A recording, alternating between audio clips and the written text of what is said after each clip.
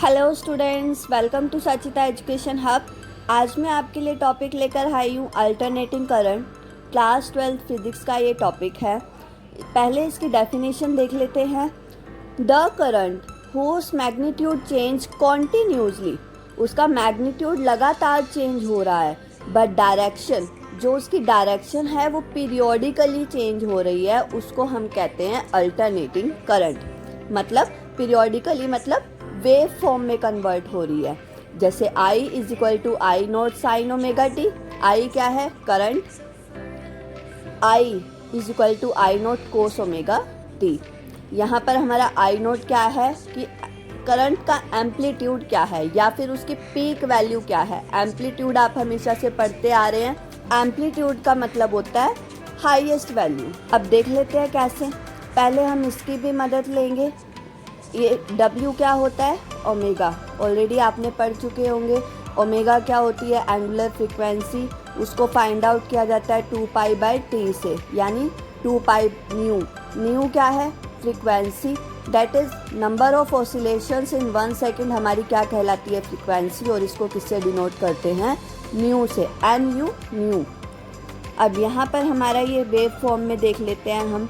मैंने यहाँ पर करंट इंडिकेट किया, यहाँ पर टाइम है। साइन इंडिकेट कर रहा है, हमें पता ही है, हमने मैथ्स में पढ़ा हुआ है। साइन 0 0 होता है, फिर 90 डिग्री, फिर 180 डिग्री, फिर ऐसे।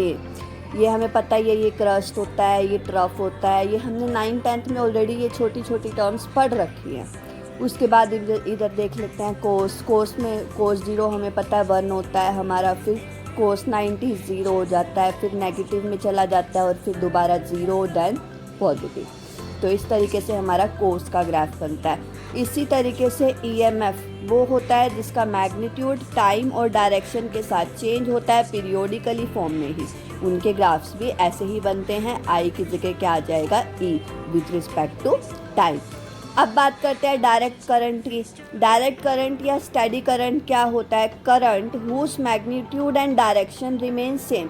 वो करंट जिसमें मैग्नीट्यूड और डायरेक्शन सेम रहती है उसको हम कहते हैं डायरेक्ट करंट। जैसे देख लो, ये करंट है, ये टाइम है, ये क्या है? कांस्टेंट दिखा रहा है कि हमारी जो करंट है वो क्या है? सेम चल रहा है। चाहे टाइम हम जितना ले ले, 1 आवर 2 आवर 3 आवर, करंट क्या है? कांस्टेंट।